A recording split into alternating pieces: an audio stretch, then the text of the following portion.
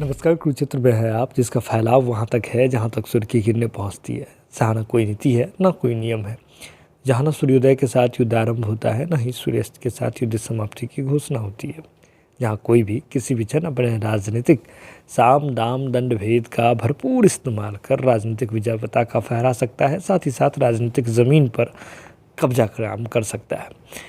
बिहार के मुख्यमंत्री नीतीश कुमार जी राजनीतिक चाणक्य के रूप में देश दुनिया में अपना नाम कमा चुके हैं। नीतीश कुमार जी राजनीति के विषय में शोध के व्यक्ति बन गए हैं, शोध के पात्र बन गए हैं। लेकिन नीतीश कुमार जी अभी फिलहाल मुश्किल में फंसे हुए हैं। नीतीश कुमार जी इस चिलचिलाती गर्मी में, राजनीतिक गर्मी में जितना शांत, जितना कूल रहने की कोशिश कर रहे हैं, ठीक उसी गति से यह गर्मी नीतीश कुमार जी को झुलसाने के लिए तैयार हो रही है। और नीतीश कुमार जी भी इन बातों को भांप रहे हैं, अच्छी तरीके से भांप रहे हैं और टालने की कोशिश कर रहे हैं। नीतीश कुमार जी इस वक्त दो तरफा राजनीतिक गर्मी से झुलस रहे हैं। आप समझिए ना, एक होता है बाहरी गर्मी, एक होता है भीतरी गर्मी। तो नीतीश कुमार जी बाहरी गर्मी, भीतरी गर्मी और साथ वाले गर्मी, तीन तरह से गर्मी से जो है झुलस रहे हैं। एक जो विपक्ष में है बीजेपी, उस गर्मी से जो बाहरी गर्मी है, एक जो साथ वाली गर्मी है तेजस्वी यादव जी, और इसके बाद जो आंतरिक गर्मी है उपेंद्र कुशवाहा वाला मुद्दा देख लीजिए, रामेश्वर महतो वाला मुद्दा देख लीजिए, यानी कि जनता दल यूनाइटेड के भीतर का खला। इस बार समझिए ना, 2020 क्या बीता नीतीश कुमार जी के लिए परेशानी का सबब हो गया। आरसीपी सिंह वाला प्रकरण, ललन सिंह वाला प्रकरण, उपेंद्र कुशवाहा जी का आना, उपेंद्र कुशवाहा जी के जाने का सिलसिला, कैसे कैसे जदयू में बदलाव हो रहा है और हम सभी इसके साक्षी बन रहे हैं। लेकिन नीतीश कुमार जी पर क्या गुजर रही होगी, इसके बारे में भी तो सोचना हमारा ही दायित्व है। नीतीश कुमार जी जो 43 सीट पर आ गए, चिराग पासवान जी को वजह माने, चिराग पासवान जी और रामविलास पासवान जी की पार्टी में टूट करवाते हैं, पशुपति कुमार पास जी को अपने साथ लाते हैं, केंद्रीय मंत्रिमंडल के उनके लिए सिफारिश करते हैं, वे भी नीतीश कुमार जी के खिलाफ हो जाते हैं। जब नीतीश कुमार जी तेजस्वी यादव जी के साथ आ जाते हैं, कितना कुछ बदलाव हो रहा है। नीतीश कुमार जी के हाथ में ऐसा लग रहा है, जिस चीज़ को नीतीश कुमार जी पकड़ने की कोशिश करते हैं, वही जिस व्यक्ति को पकड़ने की कोशिश कर रहे हैं, वही रेत की तरह मुट्ठी से खिसकता जा रहा है। बहरहाल अब चले आते हैं मुद्दे पर। मुद्दा यह है कि नीतीश कुमार जी वर्तमान में एक साथ वाली गर्मी से अच्छे तौर पर अच्छे खासे झुलस रहे हैं, डैमेज हो रहे हैं।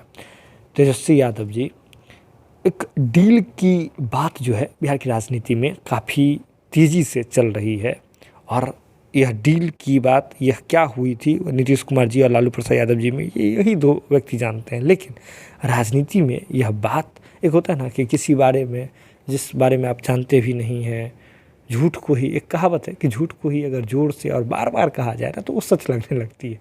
अब इसमें क्या सत्यता है, यही दो राजनेता जानते हैं, क्या डील हुई थी, नहीं डील हुई थी।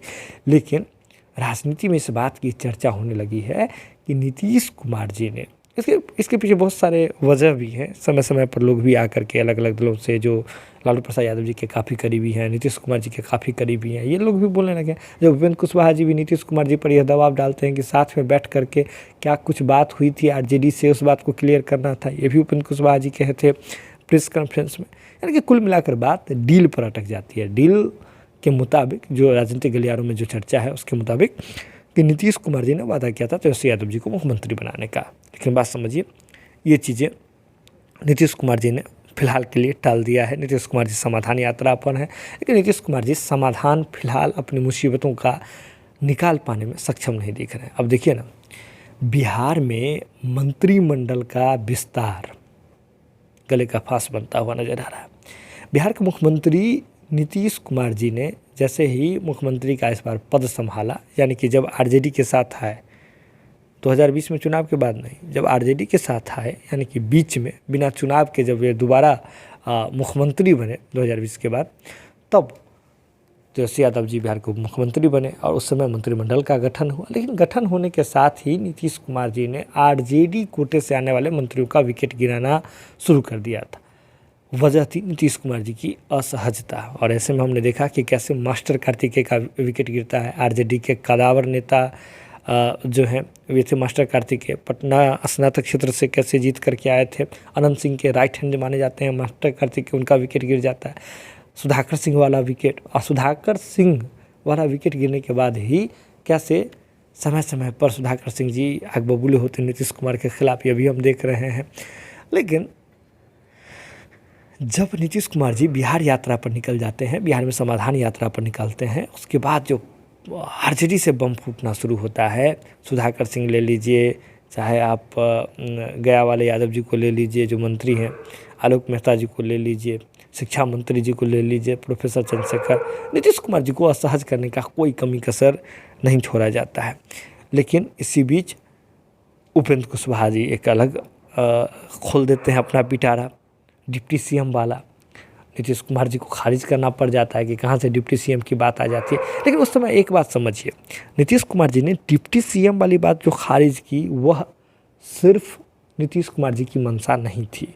यह बात समझ लीजिए आप, नीतीश कुमार जी अपने मन से डिप्टी सीएम वाली बात नहीं खारिज कर रहे थे, क्योंकि तेजस्वी यादव अपने समकक्ष किसी को बिठाना नहीं चाह रहे थे। तेजस्वी यादव को यह बिल्कुल भी कबूल नहीं कि उनके समकक्ष उनके पैरेलल में आकर के बैठे। तो एनडीए में जो हो गया वह बीजेपी के कोटे से थे, बीजेपी पार्टी से ही थे दोनों लोग, तारकिशोर प्रसाद, रेणु देवी, वो उप मुख्यमंत्री, वो ठीक है। लेकिन इस वक्त तेजस्वी अपने पैरेलल में किसी को बिठाते, ये तेजस्वी यादव जी को मंजूर नहीं होगा। और ऐसे में उपेंद्र कुशवाहा जी की बात जब आई तब, और कुशवाहा वाले फैक्टर, जब कुशवाहा प्रदेश अध्यक्ष भी हैं, उप मुख्यमंत्री बनाने वाले, तो कोई नहीं चाह रहा था, सिंपल समझ लीजिए। तो नीतीश कुमार जी ने सब कुछ को नाप जोख करके कह दिया, मना कर दिया उपेंद्र कुशवाहा जी को कि नहीं, इस तरह की बातें कहाँ से आ जाती है, यह बात कहाँ से चलने लगता है, मीडिया कर्मियों के सामने सार्वजनिक रूप से कह दिया। लेकिन उस समय नीतीश कुमार जी ने यह कहा कि मंत्रिमंडल का विस्तार होगा। मंत्रिमंडल का जो विस्तार होगा, जब समाधान यात्रा खत्म हो जाता है नीतीश कुमार जी का, उसके बाद, और ऐसे में जो 2 सीट खाली रह गए थे हैं, यानी कि आरजेडी के कोटे से जो 2 मंत्रियों का जो विकेट गिर गया था, उस 2 मंत्री जो हैं वे 2 मंत्री बनाए जाएंगे। उसका कांग्रेस से भी मंत्री जो हैं वह बनाए जाएंगे। हालांकि कांग्रेस की ओर से भी एक अलग लाइम लेंथ पे बैटिंग हो रही है। कांग्रेस के जो प्रभारी हैं बिहार के, भक्त चरण दास, वे तेजस्वी यादव जी से पहले भी मुलाकात कर चुके हैं मंत्रिमंडल के विस्तार को लेकर के, और उनका यह मानना है, उनका यह मांग है कि 2 और जो हैं उन्हें मंत्री पद चाहिए बिहार में। और इसको लेकर के कांग्रेस की ओर से महागठबंधन पर दबाव बनाने की कोशिश की गई थी, लेकिन कांग्रेस इसमें सफल नहीं हो पाई। हालांकि यह डिमांड है, कांग्रेस इस बात को लेकर के मुद्दा बना रही है। आपको याद होगा कुछ दिन पहले तक कैसे कैसे आरजेडी कांग्रेस के बीच में गठबंधन टूटने तक की बात आ गई थी। अभी की नहीं बात कर रहे हैं, हमने देखा था कि कैसे पुतला दहन हुआ, सब कुछ हुआ था कांग्रेस आरजेडी के बीच में, और वो उपचुनाव वाला दौर याद होगा, सब कुछ याद होगा आपको।